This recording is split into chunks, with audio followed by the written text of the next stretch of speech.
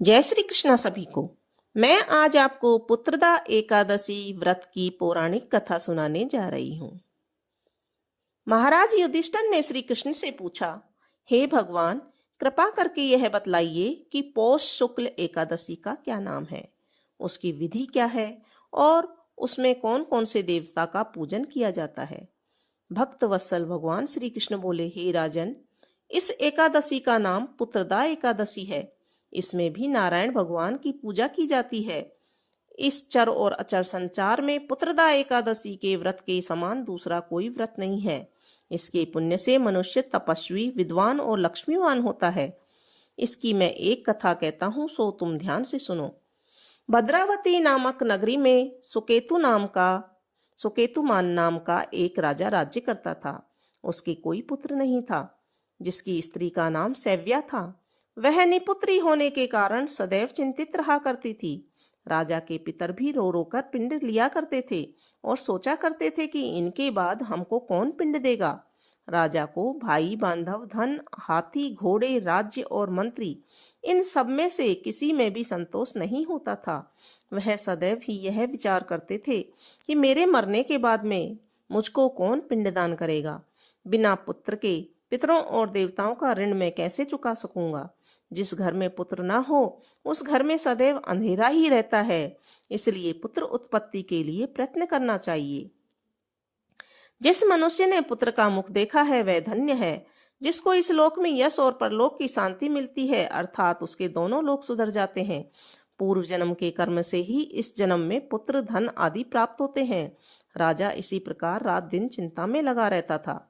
एक समय तो राजा ने अपने शरीर को त्याग देने का निश्चय किया, परंतु आत्मघात को महान पाप समझकर उसने ऐसा नहीं किया। एक दिन राजा ऐसा विचार करता हुआ अपने घोड़े पर चढ़कर वन को चल दिया तथा पक्षियों और वृक्षों को देखने लगा। उसने देखा वन में मृग, व्याघ्र, सुअर, सिंह, बंदर, सर्प आदि सभी भ्रमण कर रहे थे। हाथी अपने बच्चों और हथनियों के बीच में घूम रहा है।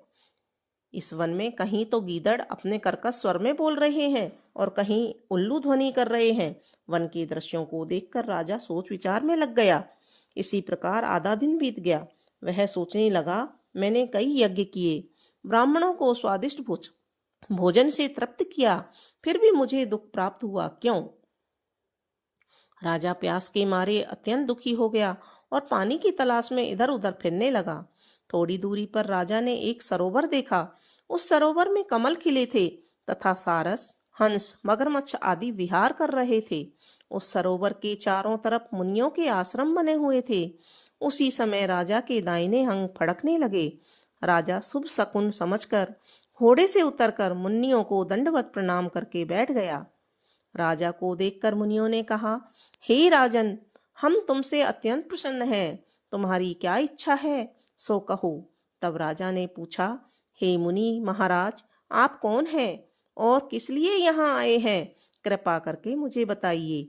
मुनि कहने लगे, हे राजन, आज संतान देने वाली पुत्रदा एकादशी है। हम लोग विश्वदेव हैं और इस सरोवर में स्नान करने के लिए आए हैं। यह सुनकर राजा कहने लगा, महाराज, मेरे भी कोई संतान नहीं है। यदि आप मुझ पर प्रसन्न हैं तो एक पुत्र का वरदान दे दीजिए। मुनि बोले, हे राजन, आज पुत्रदा एकादशी है, आप अवश्य ही इसका व्रत करें। भगवान की कृपा से अवश्य ही आपके घर में पुत्र होगा। मुनि के वचनों को सुनकर राजा ने उसी दिन एकादशी का व्रत किया और द्वादशी को उसका पारण किया। इसके पश्चात मुनियों को प्रणाम करके महल में वापस आ गया। कुछ समय बीतने के बाद रानी ने गर्भ धारण किया और 9 महीनों के पश्चात उसके एक पुत्र हुआ। वह राजकुमार अत्यंत सूरवीर, यशस्वी और प्रजापालक हुआ।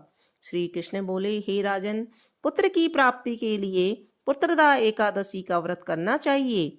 जो मनुष्य इस महात्म्य को पढ़ता है या सुनता है, उसे अंत में स्वर्ग की प्राप्ति होती है।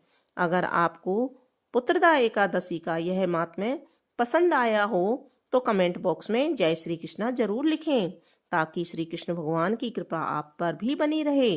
बोलो विष्णु भगवान की जय।